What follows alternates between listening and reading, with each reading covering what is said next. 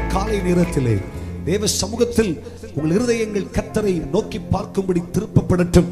உங்கள் இருதயங்கள் சொல்லட்டும், நான் என் குதிரையை நம்பேன் ஐயா, எனக்கு இருக்கிற பலனை நான் நம்பேன், பட்டயத்தையும் நம்பேன், இந்த பூமியில் இருக்கிற எதையும் நான் நம்புவதற்கு, என் புயபலத்தையும் எனக்கு இருக்கிற சுயபலத்தையும் நம்புவதற்கு நான் என் இருதயத்தை திருப்புவதில்லை.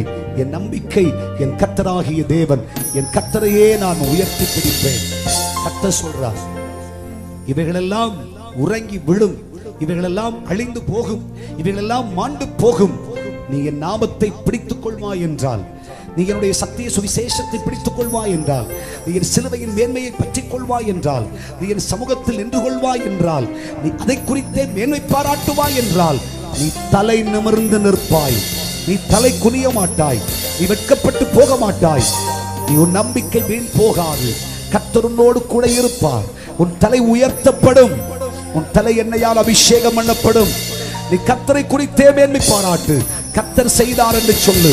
கர்த்தர் எனக்காக யாவையும் செய்து முடிப்பான்.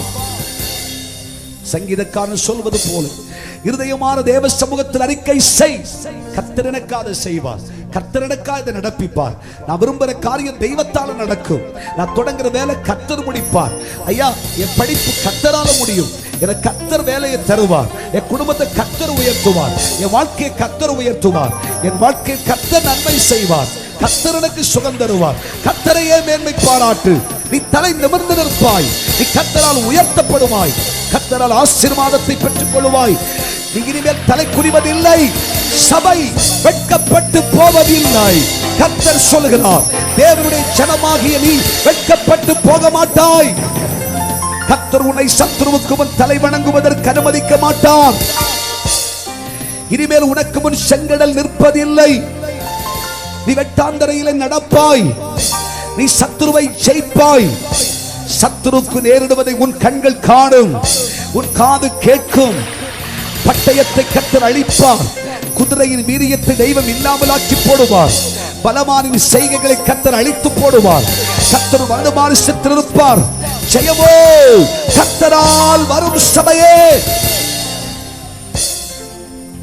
கர்த்தராகிய தெய்வம் சகலவற்றையும் வாய்க்கப்படுவார். ஆமென் சொல்லுங்கள். ஹல்லேலூயா.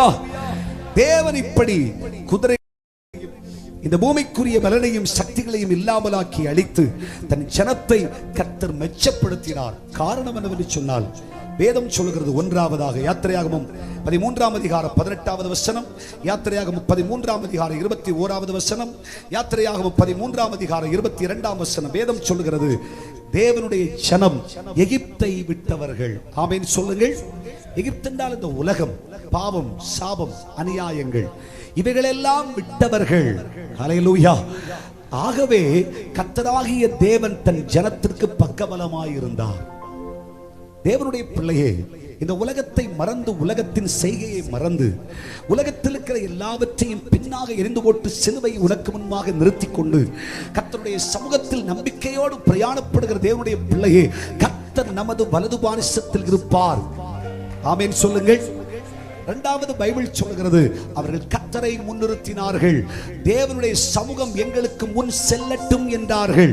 கர்த்தர் முன்னே போவாராக, நாங்கள் அவருக்கு பின்னே போவோம் என்றார்கள். அல்லேலூயா சொல்லுங்க. நம்முடைய வாழ்க்கையிலே, குடும்பத்திலே, செயலிலே எப்பொழுதும் கர்த்தர் முன்ன போன நம்ம பின்னாடி நிற்கிறோம். ஆமென் சொல்லுங்க.